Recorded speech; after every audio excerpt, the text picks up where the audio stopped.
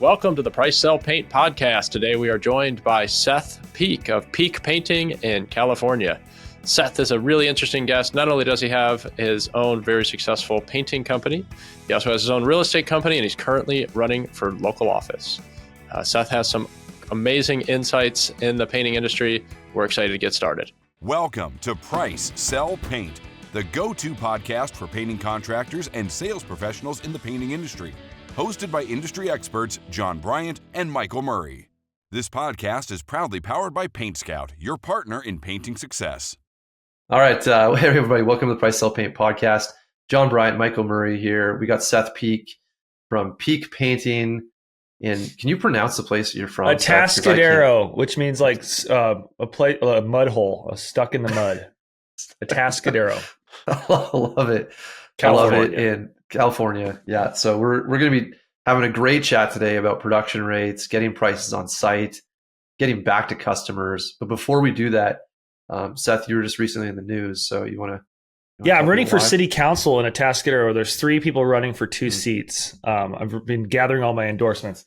I have my press release in the local North County paper, and I was just joking about, this is really skinny.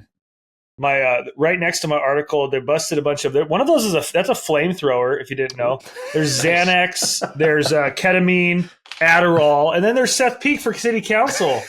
So I thought that was pretty interesting. I mean, one of my platforms is really supporting our public safety, our cops and everything. So maybe that was a happy little mistake as a Barbara. It's either that or people think that was you. Yeah. So it's one or the other. I mean, the notoriety can get you a long way in politics these days.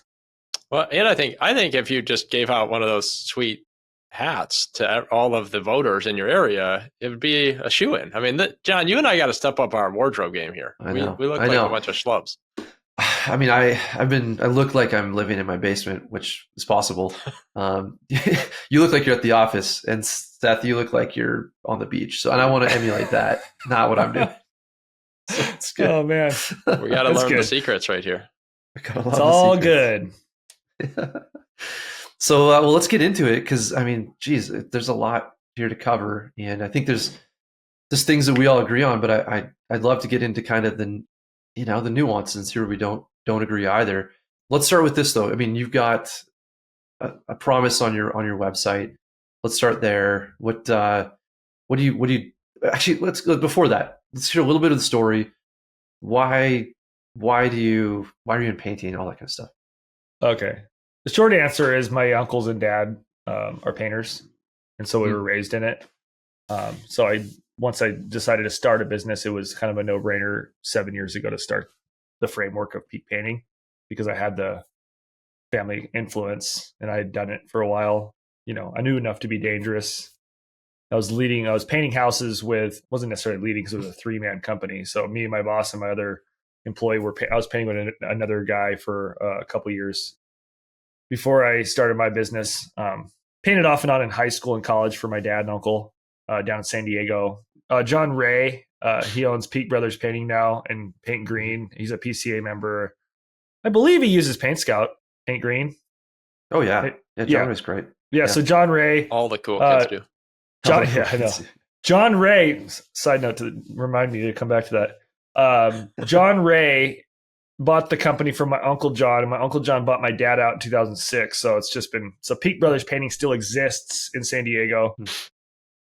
Last week, John Ray, if you're hearing this, last week we got a Peek Brothers review on Peek Painting's site on Google. So we got a free Google review. It said, "What a great job, Hugo," and yeah. So and I just responded, "Thanks for the review," but it says like the Peek Brothers did a great job. I'm like, well, my brother and I are Peek Brothers, so we're gonna keep that one. So I got into it just because it was familiar and it was an easy thing to start. Cool. And where are you now? Where we are now, structural wise, we are at 16 painters, I think, right now. We let go of a few in the past month or so. We've been maybe interviewing a little bit. We have an administrator, 1 full-time sales guy right now, Eric. I sell a quarter or less right now. I'm more of just like the legacy clients that contact me directly or the builders that I already have a relationship with. And then my brother's operations manager. So we're running at any given time. There's 7 projects at a time, 2 to 3 people on a job. And we did 2.2 million last year. This year we're definitely on pace to be 3 million. I think by December. So that's kind of where we are in a nutshell. We're doing pretty good this year, considering a lot of people are saying, woe is me about the economy. We're operating at about 50% gross profit. And it's going well. The summer's going good. Pretty stoked. That's awesome. Great to hear, Seth. Yeah, let's get into the guarantee. So, yeah, I mean, Jon, you kind of brought it up. We were talking a little bit before we started recording. But yeah, let's talk a little bit about on your website. The first thing that somebody sees is this 48-hour guarantee. So tell us about that and kind of, where this came from. How to say this politely? I think you don't have to be that polite. Yeah, I know, but we have competitors. Probably, I think one of our competitors uses PaintScout. But the big need for clients is they want to get a quote. Everyone wants an instant quote. You got Uber, you have Instacart, you got DoorDash, you have every main service that you have on this planet. Everything that's worth its salt, you have an answer, or it's delivered to your door within 1 or 2 days. Right? So the idea of having a quote in your hand within 48 hours of you researching the company to call them is a big deal to us. And so what that guarantee is, it's not saying that no matter what time you want within 48 hours, we're going to be at your house or at your building or whatever. But it's saying that there will be an appointment slot open within 48 business hours. Whether or not it fits your schedule, that's not our problem. But the guarantee is that, like, if you're flexible, within 48 hours, we can be at your house. And we run into an issue sometimes where we get really busy and Eric's calendar gets filled. So then when they call the customer, and if Senny in the office notices that we don't have an availability, then she puts it on my calendar. So we always will take care of someone within 48 hours if that's their need. Now, some people are like, well, I don't care. We'll just do it next week. Or I'm going to make the appointment next week because I'm going to have a day off on my swing schedule. That's fine. But we just guarantee that within 48 hours, they will have a quote in their digital inbox. They'll have the appointment and then they'll have the price within 48 hours of them considering Peek Painting. And it's a big deal. People really like it. The only downside that some people spin, I spin it the opposite way. The one downside people spin is, well, you never want to be the first quote, And if you're that responsive, then we're usually the first quote that people get. So one of the arguments that people have against being the first quote is that they want to be able to figure out what the price was, right? They don't want to be first. I want to be first so that we can set the standard. Because if we're going to be one of like 3 quotes, hopefully not like 4, I want to make sure that they get the standard of what they should receive the first time we're there. Because we're going to be the most professional in our area. We have a couple competitors where, it might be on par in terms of professionalism, but we want to be the first one. So we set the standard. So if they decide not to close on the spot, they decide not to move forward with us right then and there, then at least when they get the next one, maybe a little bit less professional of a business, they might be like, man, geez, they're nothing compared to this first company. So that's why we like to be first. And I believe that the people that we like to do business with like to get the quote, get the appointment, get the quote, get it done, get a decision made and move on. And that's generally what we find. Our closing ratio reflects that. Yeah, I was going to say that, like, that argument of being first usually is like, now you've given your information, so you're at a disadvantage. But what you're saying, I mean, you can set a different standard. And has it affected the win rate? Or is it better, worse? Do you see any difference? No. I wouldn't say it affected the win rate, like in terms of like negatively. I mean, positively, it's affected the win rate. I feel like if we get there, we get them what they need. We get them something, with a sales process of being, all up front, all done, like within like 2 days of them wanting a paint job. Often they'll like, I think 2 weeks ago, Eric said they canceled the other 2 appointments without even having them, and they accepted on the spot. Because if you supply what they need and it's within a price range that they were thinking of and they like you, then it's easy to close on the spot right then and there.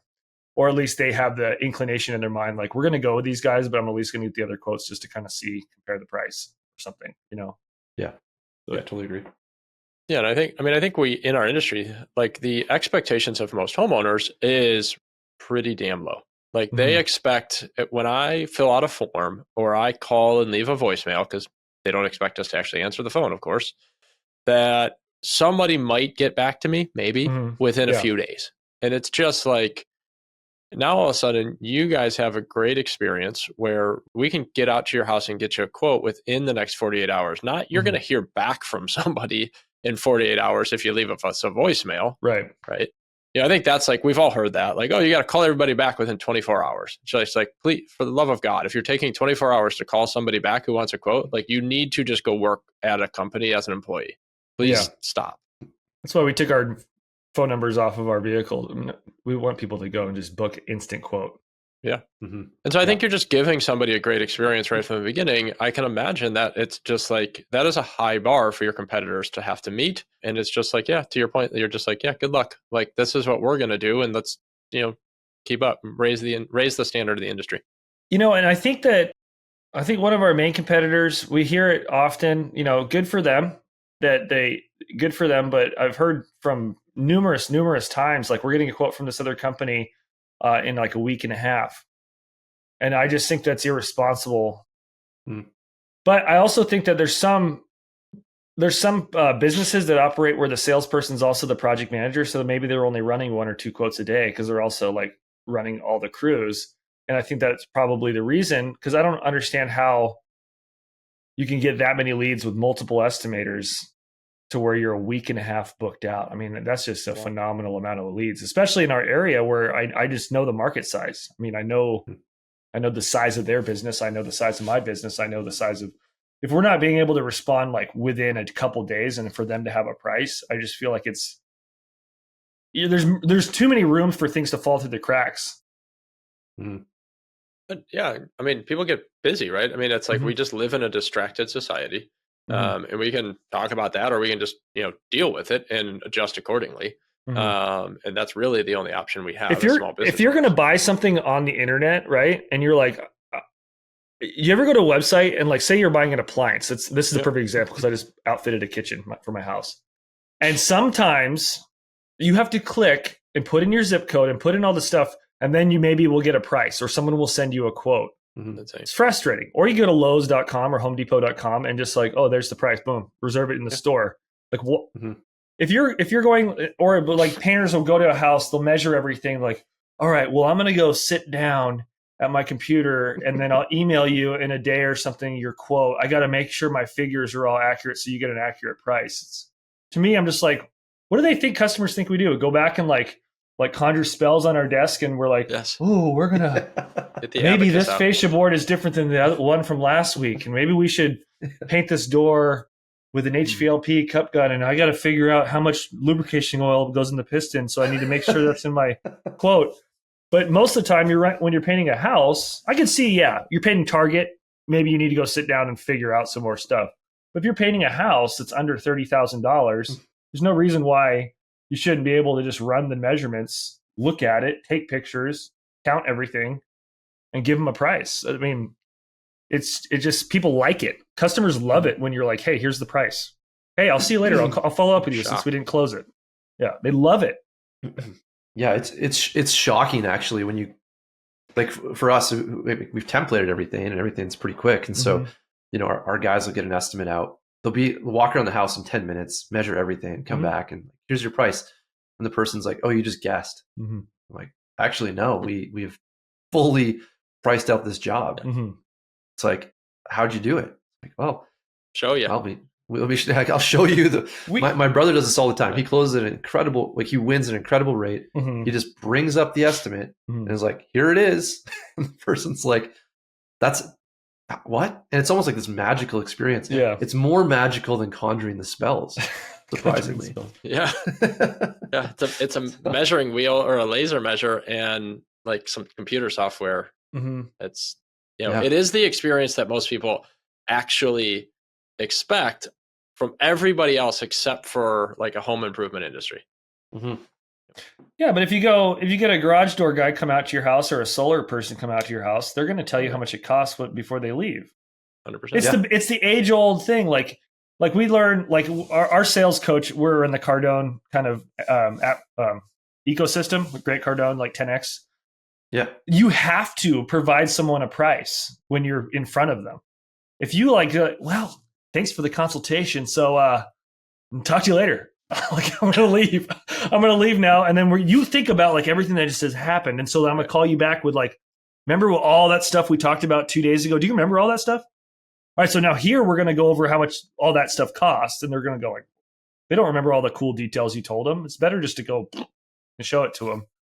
But we had two guys I was on a Zoom call with yesterday that they just onboarded with you guys.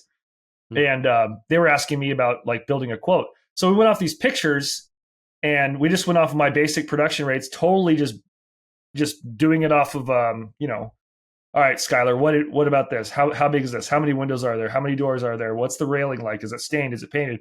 And we just built the quote. And it was within $300 of the quote that he actually provided the customer using his old system. And I'm like, I mean, there we go. I mean, it's not like we're not just guessing. And you give a lot of like old timey painters that say, I don't need a software. I just know what to charge. It's like, great. Well, how do you train someone how to estimate something if they don't know everything that you know? Oh, it's production rates, because that's how long things take to do. Like it's not like we're not guessing. That's how long it takes to paint a baseboard, 20 linear feet an hour. Like that's what it is. So it also makes you actually have a business that's worth owning / what's also known as worth selling. Like, right. Yeah, you just mentioned these old timey painters that, I mean, it's just like, unfortunately, and it's actually like sad if somebody still feels that way, that like the only way to do an accurate estimate is to have just done this for 40 years.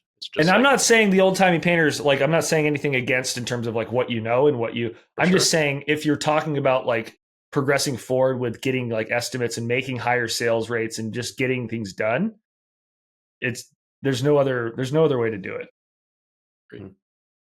Well, it's also like, this isn't unique to our industry. I mean, it's also like, oh, by the way, what every other industry does. I mean, it's certainly all the like professionalized ones. I mean, can you imagine like Amazon? Like, I'm sure Amazon doesn't have unit pricing. Like, that wouldn't make any sense. They don't know, how much it costs to, produce and ship per unit, per box, things like that. Like, they just guess. It's just a wild like approximation based on all their experience. No, it's one guy. It's one guy sitting in the back, and all the orders go to him, and he's just like, yeah, $5, $10. He's doing this thousands of times an hour. So yeah, for sure. If I go to meet a, same with someone selling a house, they had 3 realtors coming over to give them listing presentation, right? I'm going to go there with the listing agreement pre-filled. I'm going to go there with a 6-page like comp, so it can show them what I'll charge for their house. I'm going to go there with a list of questions like, how is this going to be a great experience for you? What is your net proceeds like goal for this house? How long do you want to be in escrow? All these questions, so that at the end of the presentation, I'm like, you don't have to meet with so-and-so from Keller Williams. This is my commission rate. This is how much I'll charge for your house. This is how much you'll get. What do you think? This is my marketing package. I'm not going to go there and be like, all right, it's been great meeting you. Let me go home and figure out how much to charge for your house.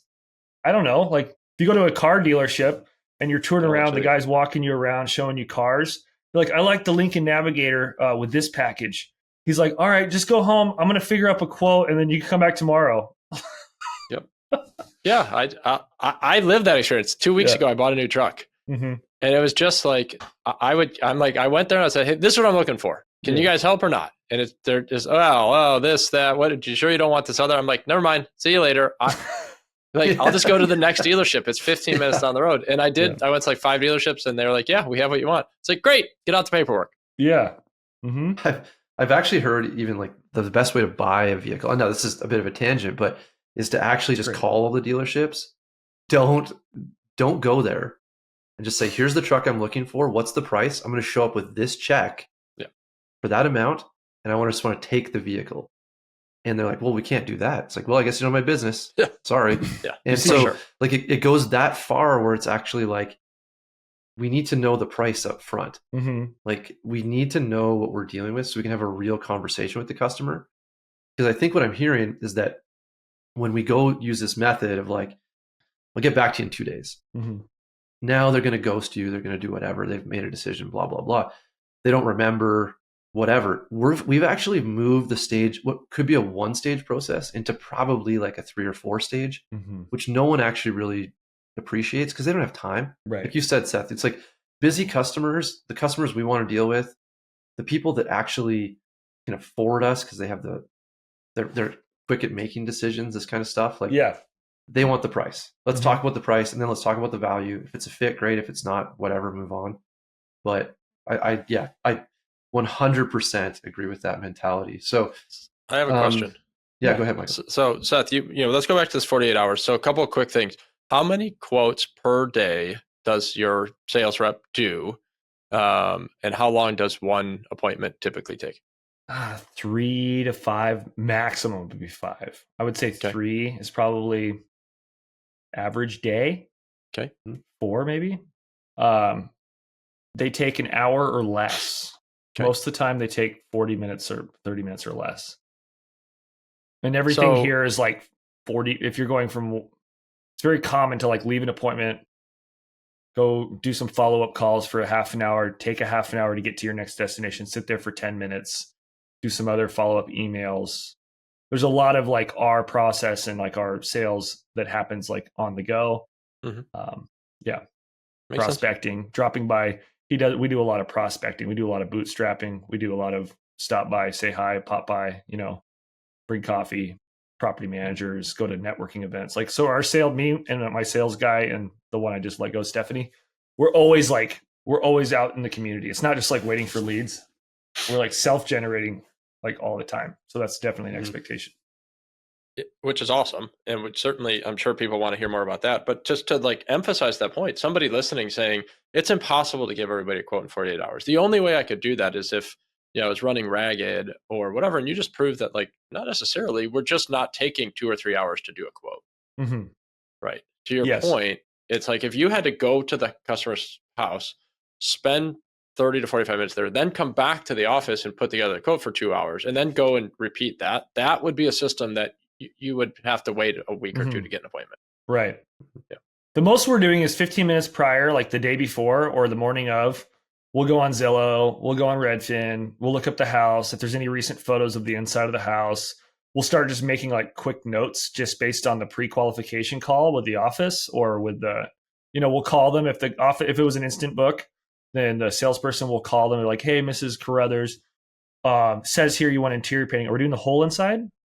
Well, that's to be determined. All right, great. So I just wanted to make sure that I knew that it could be the whole house. You kind of get that feeling of what they want to do. And then you can preload like the template. So the template's already on the customer contact on PaintScout. And then we open it before we try to open it sometimes because we're in some dead zones around here. So we can actually use the program, which is cool when there's no cell signal. And so we have it preloaded there and then knock on the door, 9 a.m. and go for it. Yep. But yeah, it's the whole process like an hour and 15 minutes. And then if you don't close it, then it's like a 5-minute phone call once every week or two for the follow-up until someone says yes or no. Very low impact. Can it really be that simple, Seth? It can. And you can have salesperson that's closing over 50% at a really good dollar amount per hour. And I mean, it can be very simple, with the right salespeople. Yeah. Geez. Self-generated. The painting industry, I don't know much about other trades industries, but I do know for a fact that the painting industry, we coddle our salespeople like they're like we dispatch them. Like they get quotes like on their calendar and then they go to it. They're almost like robotic. I have a quote now. I'm going to go do a quote. It's like we should treat all our salespeople like they're selling aluminum door to door, or they're a real estate agent where it's like, you don't eat if you don't sell something. Like they have to be like going. If your salesperson is sitting and like, I don't have any quotes today. Oh, my boss doesn't provide me enough quotes. And I hear this from like different painting groups. So like, how do I get my guys more leads? How about you just like train them on how to encourage them how to create their own leads, because they're going to get a better closing ratio from a self-created lead anyway. So our salespeople should be hungry. If they're making a commission, they should be generating leads, but they should also be making their own networking. So I think that, I don't know. I go off on a tangent like that. It's the only industry I know that salespeople don't like have drive. It's like they're just waiting for their calendar to ding. Order takers. Yeah. Yeah, it's interesting too because I resonate with the approach you have, because that's what we do too, which is that like I don't want my sales reps to have too many leads given to them by the office every week. So I want to open up time for networking. where they're going to make better connections, get bigger jobs, win more often. But it's definitely hard. Like I know Michael and I have talked at length about this, where it's just like, can we culturally get that drive? I feel like hiring sales reps is like one of the hardest things that we do. Try to find those people who are willing to learn. Whereas other industries, I don't find that's the same thing. Like people, are they finding sales reps easier? Is it easier just like, hey, you're not making it, let's move on to the next person? Because sometimes it feels like it's pretty scarce out there. Do you guys feel that? I mean, I never, I make it a real, some people say I'm too people say I have my head in the sand, but most of the time I look at things like I have no other option than to do well and to go forward. So I don't really think about what's not, I feel like it can be self-fulfilling. Like when you say like, I can't find help, I can't find help, I can't find help. And this is a really cool thing like that Slavic does is like, it's like there's great people out there. Focus on the great people that are out there, not focus on I can't find help, right? Yeah. And with the salespeople too, it's like I've had 3, 4. Until 2 years ago, I did it all. But my current one, he was a paint rep. And the other one, she was a solar salesperson. Yeah, I don't know if we want to go too far into like how to find a good salesperson because I don't have a ton of experience with it, but I have a pretty good experience with motivating people and setting goals and being like the encouragement, being positive about it and being ambitious. Yeah, I think it can be a hard job. I mean, I think there's some difficult parts mentally of doing sales, right? There's the, separating your identity from your results can be challenging in that type of a role. For sure. And, it can be a lonely job, right? You're out on the road, you're meeting with customers, but it's like, you don't get the same interaction that you do like on a crew or things like that. But you do if you're going to lunches with people, you're eating out with people, you're going to coffee, you're in a Rotary Club, you're in a networking group, you engage with people in the public, you say hi to your barista, you memorize everybody's names, you become the popular one in town. Everyone knows, the builders know, there's the annoying guy, Eric, coming into our office again. But he's fun. He brings us coffee or whatever. Yeah. You have to just be the guy, Yeah. Well, I think it's that. I think it's like, though, you just kind of touched on it. It's the unfounded fears, right? It's, we all have it. And I think like for a lot of people doing like a random stop in at the real estate office or the builder or whatever with some coffee is like maybe an intimidating thing if you've never done it before. But what I hear you saying is like, first of all, there's nothing to be worried about. And second of all, it can be really beneficial. Yeah. But the magic happens outside your comfort zone, no matter what in life it is. And if people, and it's difficult. I mean, I had to give a speech Tuesday night because of my political race. And I had to go in front of like 40 people of my political party of the central committee and try to get endorsement. It's like, I have to go like talk in front of all these smart political people about how unpolitical I am. But like, I'm trying to figure this out. And you have to do it. But once you do it, it's like, boom, magic. And all of a sudden, next time I have to do it, I'm going to know exactly how to react. And so when it comes to like cold calling people, I think it's harder to cold call someone on the phone than it is to open the door and be like, I'm Eric with Peek Painting. Want some donuts? I mean, that's a lot easier than cold calling someone and getting hung up on. People are a lot less likely to slam the door in your face than they are to hang up their phone. But everything's hard. So it's not. Yeah, choose your hard, right? Yep. Yeah, it's also hard to not, have enough work or not have enough commission or, all the things. I mean, at some point, you just have to say, we're going to go hit our goals, even if it's maybe not easy. Do you guys pay your commission like immediately after the sale?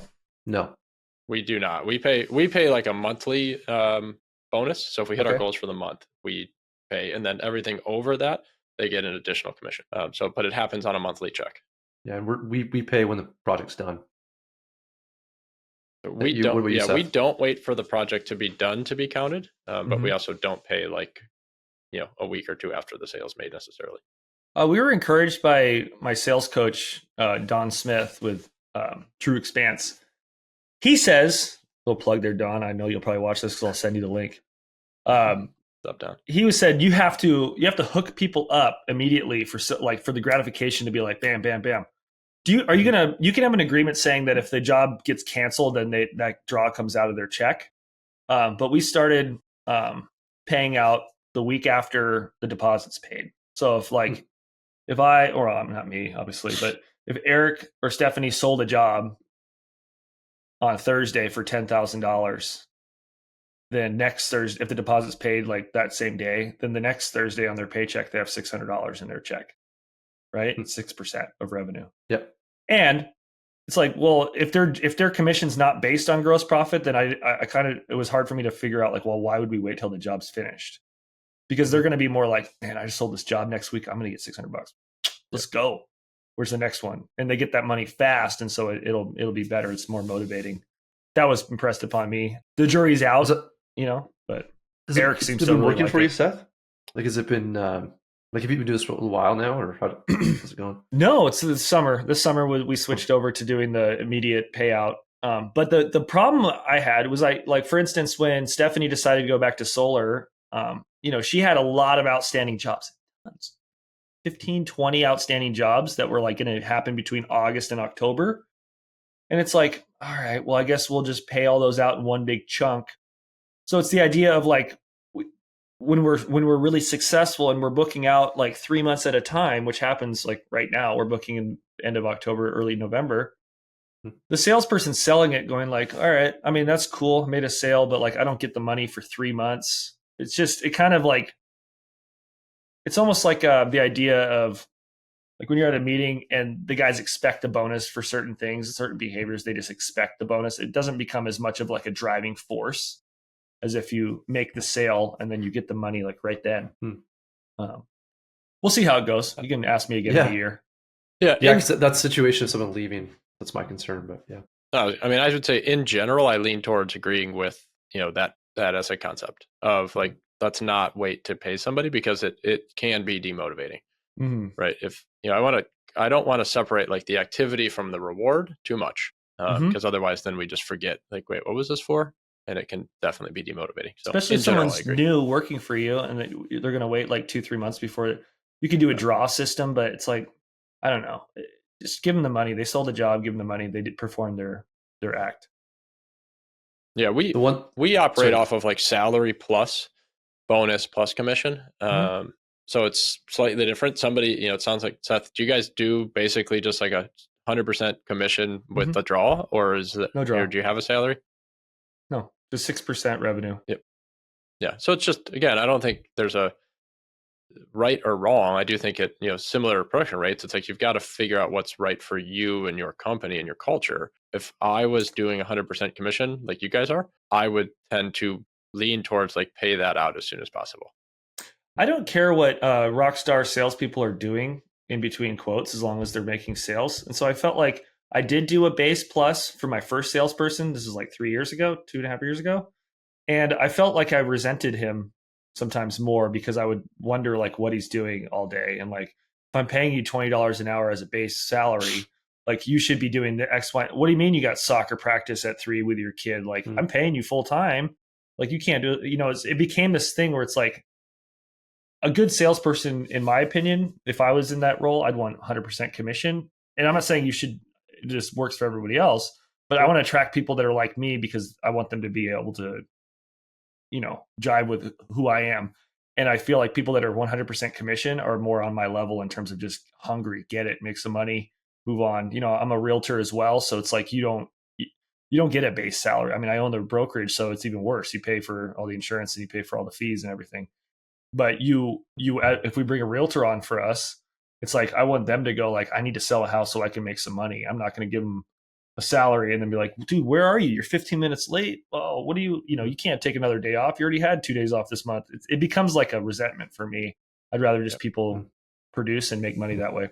Yeah, I think it's a very fair point. And like Michael's saying, I probably lean towards that too. We ran into problems with just cash flow management because of our climate, we've got interior exterior season, and so you might sell a job. Like we had this scenario like this year where someone sold $1 million of work that wasn't going to happen for 10 months. So from the cash flow perspective, it just was like, look, we got to pay this out when the job happens. Well, wouldn't you just pay the commission out of the deposit you receive?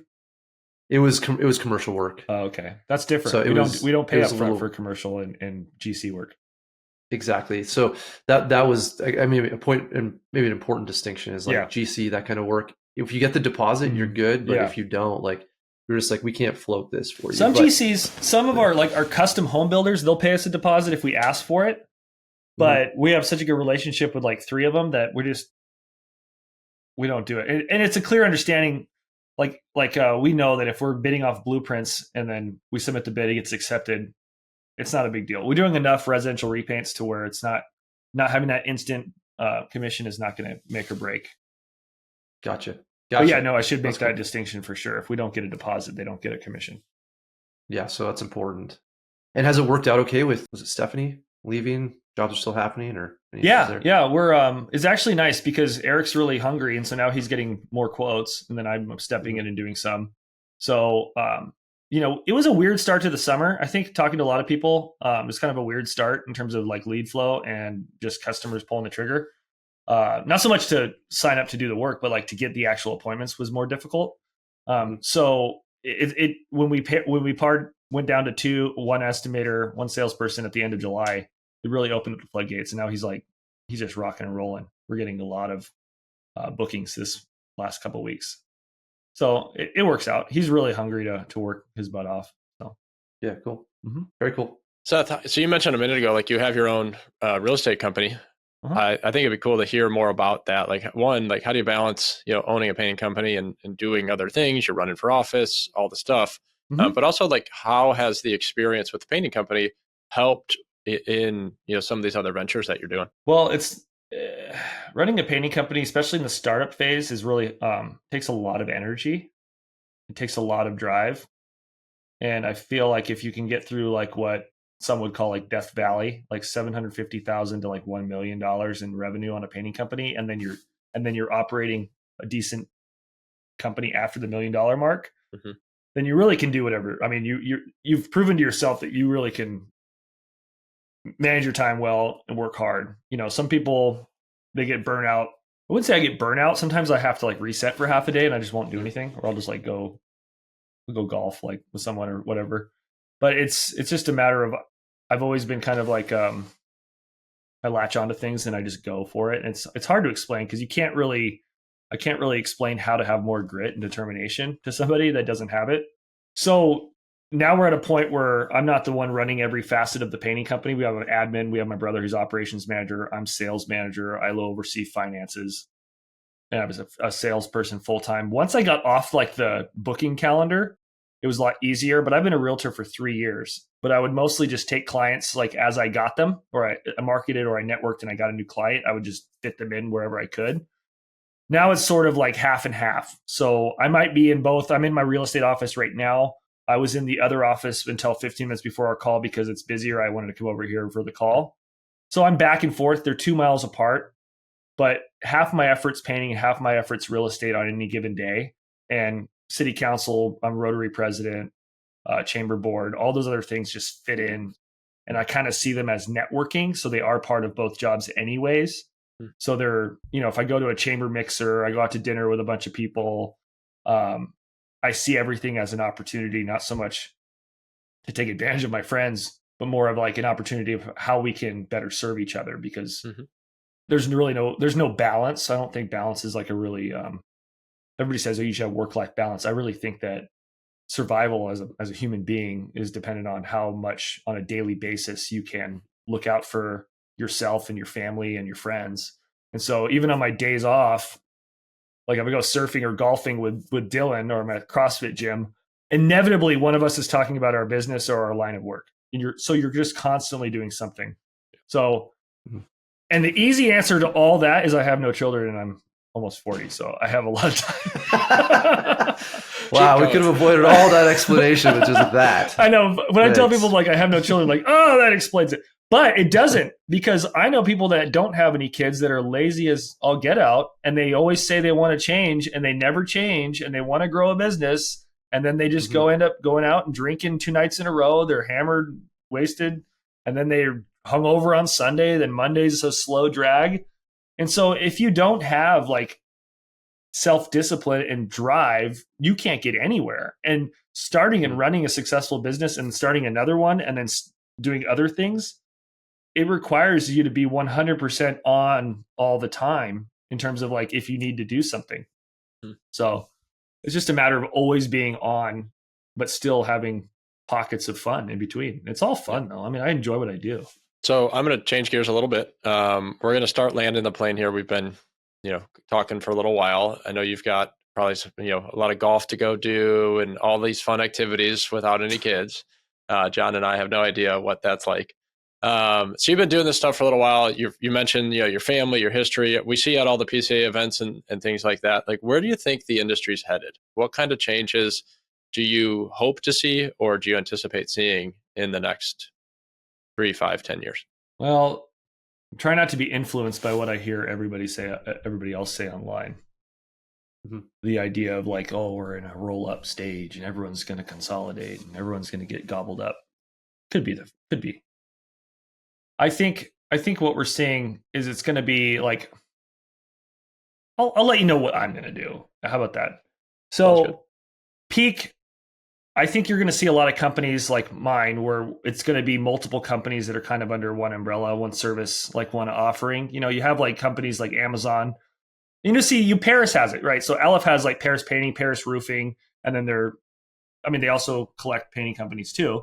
But, I think that successful painting companies moving forward are going to be strategically aligned with other trades, because painting by itself, to a certain degree, unless you're going to industrial commercial, I believe even in some larger markets, you're going to have a cap. You can do multi-locational, like you see with like the example of A1 Garage Door. He's got locations all over the country.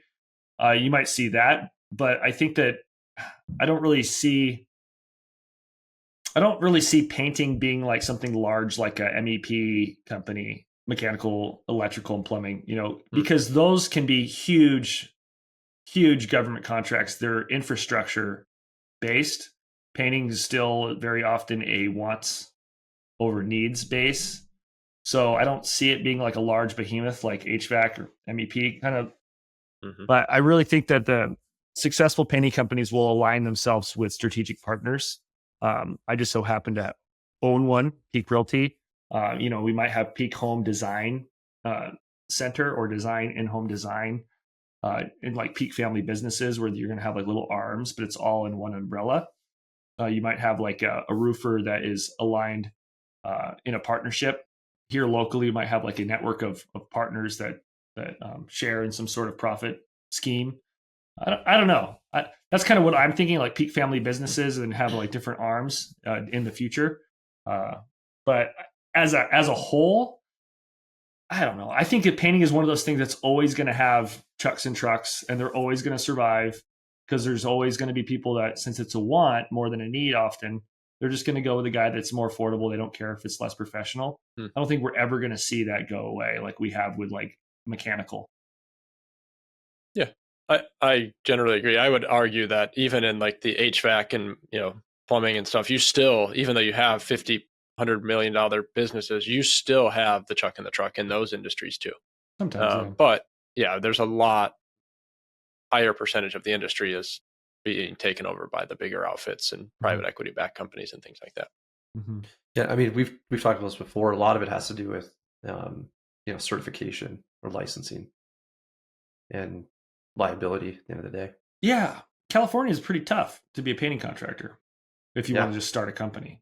So it's not so much of an issue, I think, that we have. I see in other states where it's like the guy next door all of a sudden has 3 subs and he's never touched a brush, and all of a sudden the company's running, and it's like, how do you compete with someone who doesn't know what they're doing and they're charging $50 an hour, but they got a branding package on their trucks and everything, and all of a sudden they're just out of nowhere. Whereas California, it's like it's pretty obvious legitimate if you're legitimate or not to a customer. In California, exactly. You cannot, you don't, there's no such thing as using subcontractors to paint for the painting company, right? In California? Sure, there is. My dad operates subs because my dad's a licensed painting contractor.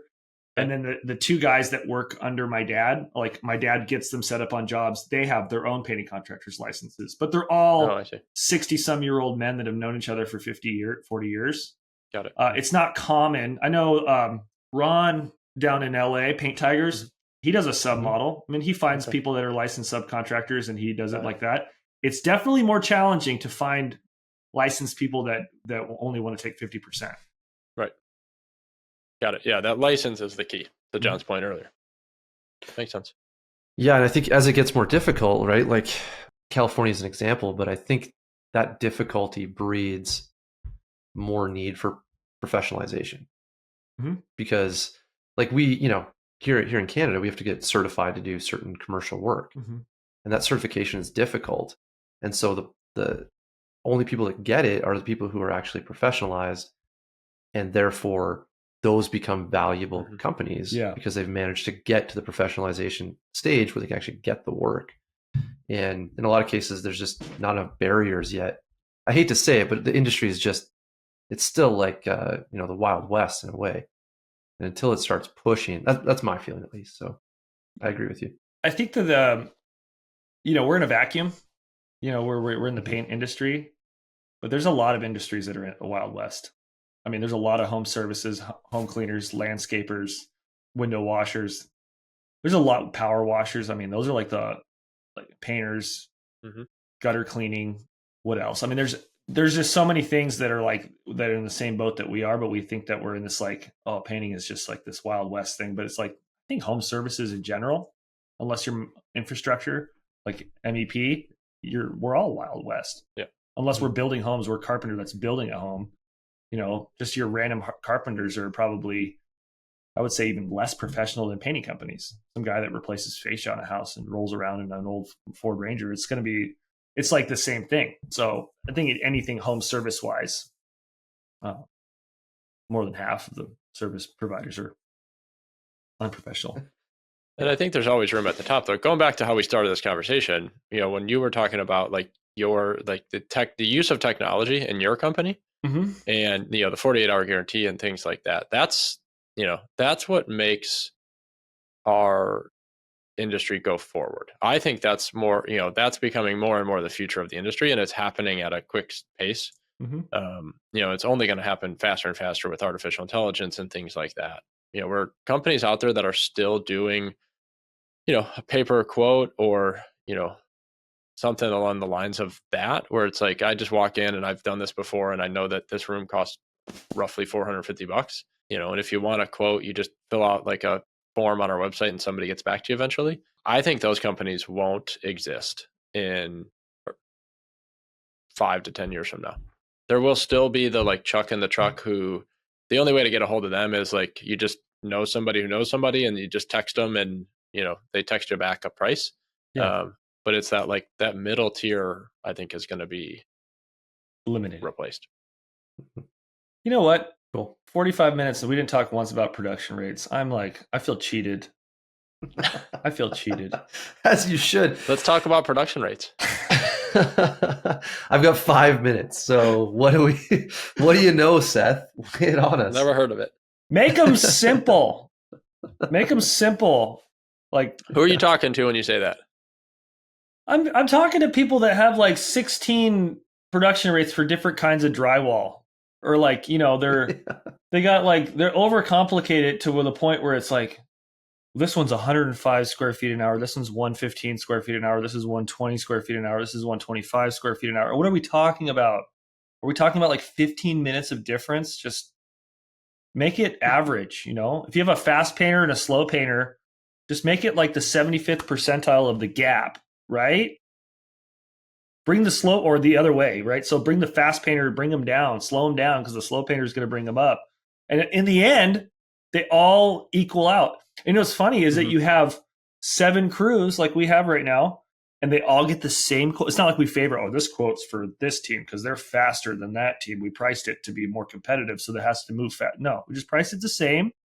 And then they all got to the same, no matter what, wherever the chips fall. And then they all get it done, and guess what? They're all finishing around the same time. It's amazing. So just make them easy. You can make it complicated, and you can make it as easy as you want. But the easier it is, the easier it's going to be to make the quote.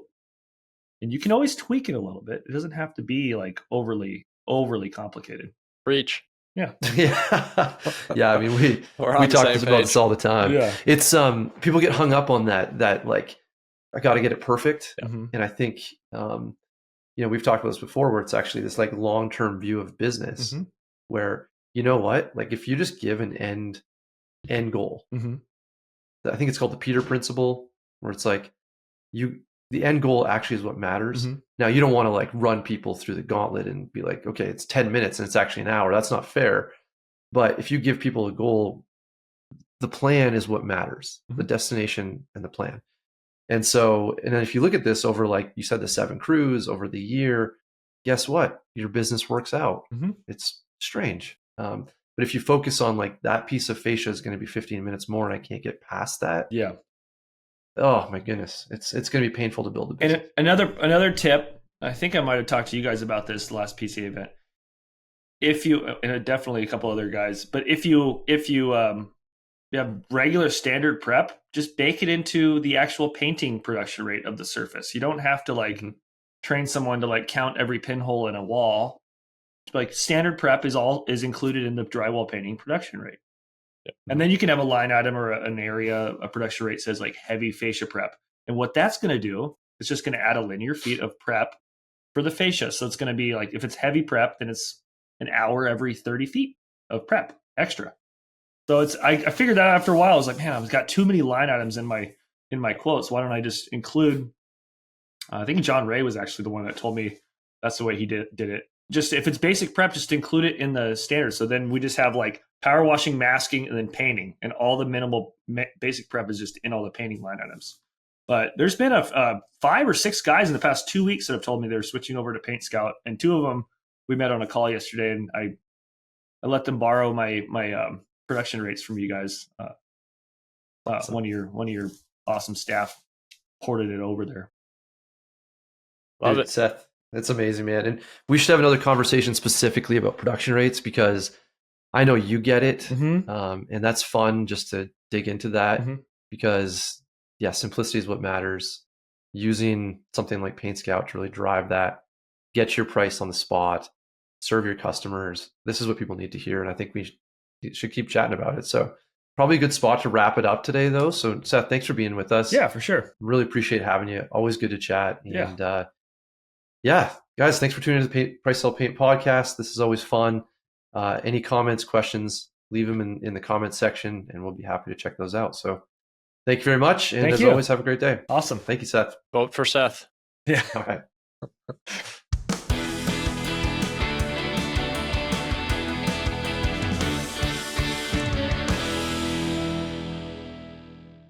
This podcast is proudly powered by PaintScout, your partner in painting success.